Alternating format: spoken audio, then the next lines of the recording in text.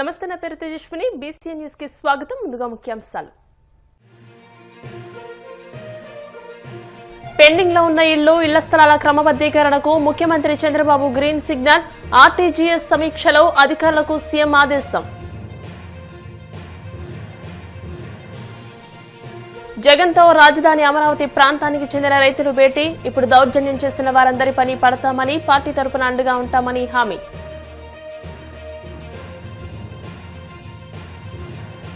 Mega DSC ద్వారా యువతకు ఉద్యోగాలు కల్పిస్తే అనవసరమైన బురద జల్లుతున్నారు. వైసీపీ నేతలపై గిద్దలూరు ఎమ్మెల్యే అశోక్ రెడ్డి ఆగ్రహం.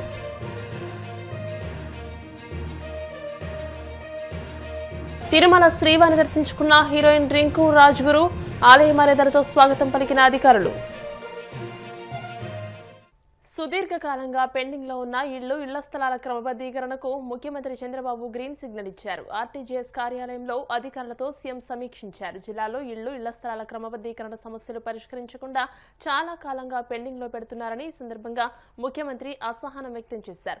ఏదో ఒక సాకు చూపుతూ సమస్యలు సృష్టిస్తున్నారని ఆగ్రహం వ్యక్తం చేశారు. ఈ సమస్యలపై జిల్లా కలెక్టర్ల నుండి సమాచారాన్ని తీసుకోవాలని అధికారులను ఆదేశించారు. జిల్లా స్థాయిలో ఎంతవరకు క్రమబద్దీకరించగలరో సమీక్షించుకుని అక్కడ సాధ్యం కాకపోతే మంత్రివర్గ సమావేశం ఆమోదానికి పంపాలని సూచించారు. వివాదాలు లేకుండా క్రమబద్దీకరణ చేసేందుకు చర్యలు తీసుకోవాలని అన్నారు.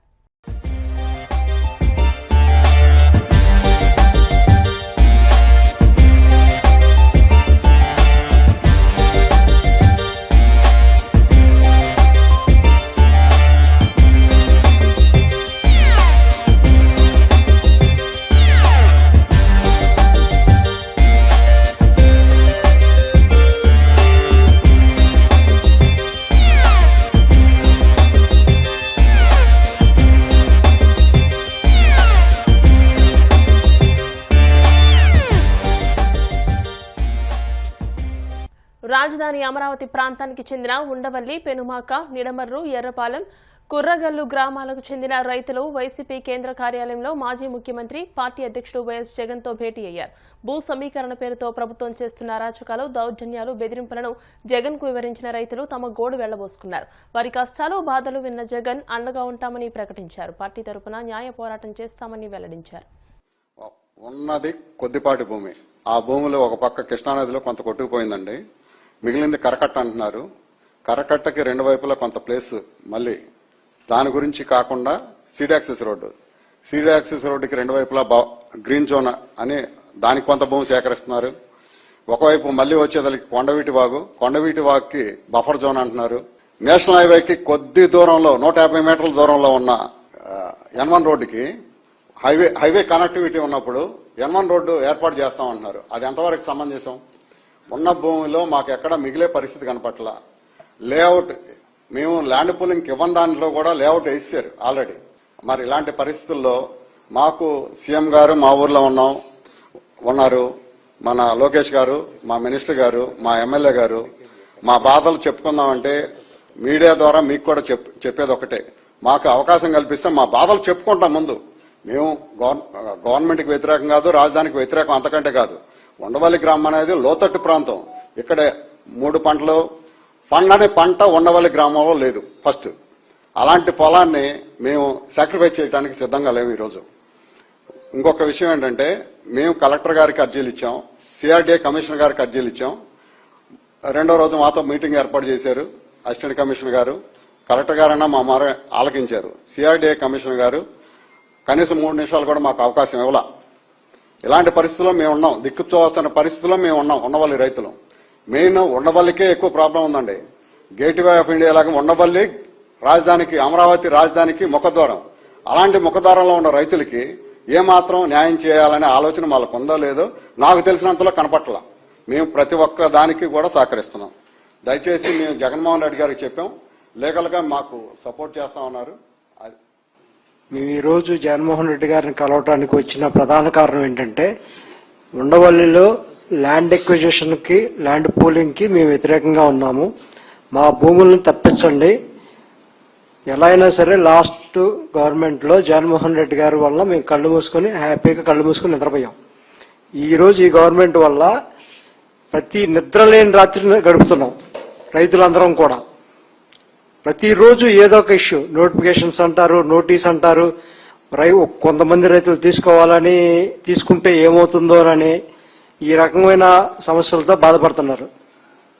మేము మా జగన్మోహన్ రెడ్డి గారు కలిసిన తర్వాత ఆయన ఒకటే చెప్పారు, మనం వచ్చిన తర్వాత మనం ఈ భూమిని కదిలించాం, ఎవరికైతే రైతులు ఉన్నారో వాళ్ళకి ప్రశాంతంగా వదిలిపెడదాం. సో లీగల్ గా మోరల్ సపోర్ట్ ఇస్తాము అని జగన్మోహన్ రెడ్డి గారు గట్టిగా చెప్పారు. అందరూ కూడా లీగల్ సపోర్ట్ ఇస్తామని చెప్పారు. అట్లాగే మేము సిఆర్డి వారిని కానీ ప్రభుత్వాన్ని కానీ కోరుకునేది ఏంటంటే, బలవంతంగా మా మెడల మీద కత్తులు పెట్టకండి. మేము ఇచ్చినంత వరకు ఇచ్చాం. మీరు మమ్మల్ని ఏదో విధంగా బాధ పెట్టాలనే ఉద్దేశం చేత మీరు మాకు అన్ని తిప్పలు పెడుతున్నారు. ఇప్పుడు ఒక రైతు చెప్పినట్టుగా ఇవ్వని తన పొలం చుట్టూతో మట్లేస్తే, మట్టి కుప్పలు పెడితే వర్షం పడితే నీళ్లు ఎట్లా వెళ్తాయండి బయటికి? అంటే ఏదో విధంగా ఆ రైతుని ఇబ్బంది పెట్టాలి. ఇవి మానండి. ఈ విషయాల మీద కూడా మేము కోర్టుకు వెళ్తాం. మనిషి జీవించే హక్కు ప్రతి పౌరుడికి ఉంది. ఇవాళ మేము మా పని చేసుకుని జీవించే హక్కుని మీరు హరిస్తున్నారు, ఇది తప్పు అని చెప్పడానికి కూడా మీ కోర్టు మెట్లు కూడా ఎక్కడానికి మేము సిద్ధంగా ఉన్నామని ఈ సందర్భంగా తెలియజేస్తున్నాం. రాష్ట్రంలో సంక్షేమ అభివృద్ధి యజ్ఞానికి వైసీపీ రాక్షసులు అడ్డుపడుతున్నారని గిద్దలూరు ఎమ్మెల్యే అశోక్ రెడ్డి తీవ్ర ఆగ్రహం వ్యక్తం చేశారు. ఇచ్చిన మాట ప్రకారం సంక్షేమ పథకాలు అమలు చేస్తామని అన్నారు. మెగా డిఎస్సీ ద్వారా యువతకు ఉద్యోగాలు కల్పిస్తే అనవసరమైన బురద జల్లుతున్నారని ధ్వజమెత్తారు. మెగా డిఎస్సీకి అడ్డుపడేందుకు వైసీపీ 200 కేసులు కోర్టులో వేయించిందని ఎమ్మెల్యే ఆరోపించారు. అందరికీ నమస్కారం. 1వ తారీఖు వచ్చిందంటేనే ఇది పెన్షన్ల పండుగ. ఈరోజు ఎన్డీఏ కూటమి ప్రభుత్వం, గౌరవ ముఖ్యమంత్రి నారా చంద్రబాబు నాయుడు గారు, గౌరవ ఉప ముఖ్యమంత్రి పవన్ కళ్యాణ్ గారు అధికారం చేపట్టినప్పటి నుంచి కూడా ఈ రాష్ట్రంలో ఏదైతే మనకి వృద్ధాప్య పెన్షన్లు కానీ, దివ్యాంగుల పెన్షన్లు కానీ, అలాగే అనారోగ్యాలను బారిన పడి కదలలేని వాళ్ళకు కానీ గడిచినటువంటి ఈ దేశంలో ఏ రాష్ట్ర ప్రభుత్వమో ఒక సంక్షేమ పథకానికి ఇవ్వని విధంగా 33,000 కోట్ల రూపాయలని సంవత్సరానికి నెలకి 2,700 కోట్ల పైచిలకు 62 లక్షల మంది పెన్షన్దారులకి ప్రతి నెల 1వ తారీఖు నాడే ఇంటికి వెళ్ళి వారికి పంపిణీ చేయడం జరుగుతూ ఉంది.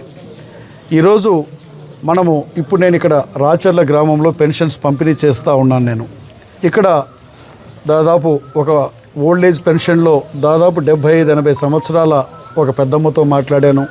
ఒక దివ్యాంగురాలకి పెన్షన్ ఇచ్చాను. అలాగే ఏదైతే మాకు సంబంధించినటువంటి భర్త చనిపోయినటువంటి వాళ్ళకి ఇచ్చాను, ఒంటరి మహిళలకు పెన్షన్స్ ఇచ్చాను. ఇవన్నీ వాళ్ళు చెప్పేటువంటిది ఏం చెప్తున్నారంటే, ప్రభుత్వము మాకు అండగా ఉంది. గౌరవ ముఖ్యమంత్రి చంద్రబాబు నాయుడు గారు మా పట్ల చూపుతున్నటువంటి ప్రేమ అనేటువంటిది చాలా గొప్పది. ప్రభుత్వం చేస్తున్న ఈ మంచిని వాళ్ళు ఎంతో ప్రేమగా వాళ్ళ యొక్క సంతోషాన్ని వ్యక్తపరచడం మనం చూడడం జరిగింది. రెండవ వైపు అధికారంలోకి వచ్చిన తరువాత ఎన్డీఏ కూటమి ప్రభుత్వం ఎన్నో సంక్షేమ పథకాలను ఇస్తూ ఉంది.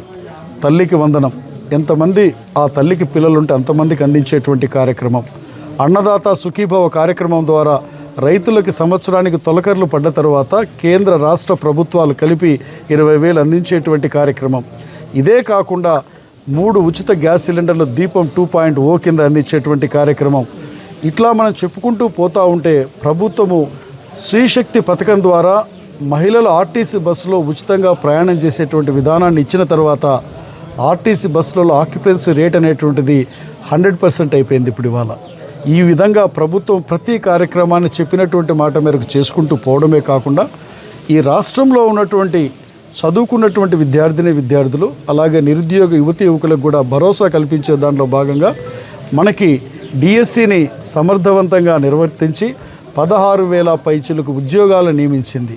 ఇక్కడ ఒక యజ్ఞం చేస్తూ ఉంటే రాక్షసులు ఏ విధంగా అయితే యజ్ఞాన్ని దీన్ని మనకి చెడగొట్టాలని ప్రయత్నం చేస్తారో, వైఎస్ఆర్ కాంగ్రెస్ పార్టీ ఈరోజు 200 కేసులు వేసి డిఎస్సిని జరపకుండా చేయాలని తాపత్రయం చేసింది. దానికి కారణం ఏమిటంటే, మంచిని అడ్డుకోవడంతో పాటు వాళ్ళు చేయలేక చేసేటువంటి వారిని అడ్డుకునేటువంటి ప్రయత్నం చేస్తూ మరలా గత 3 రోజుల నుంచి ఆ డిఎస్సిలో ఏదో జరిగిపోయిందని చెప్పి దాన్ని అడ్డుకునే ప్రయత్నం చేస్తున్నారు. నేను ఒకటే చెప్తున్నాను, చేయడం చేతగాకపోతే చేసే వాళ్ళకి మీరు శక్తినివ్వండి. కానీ ఈ రాష్ట్రంలో యువతని మీరు నిర్వీర్యం చేశారు, యువతని గంజాయి వైపు మరలించారు.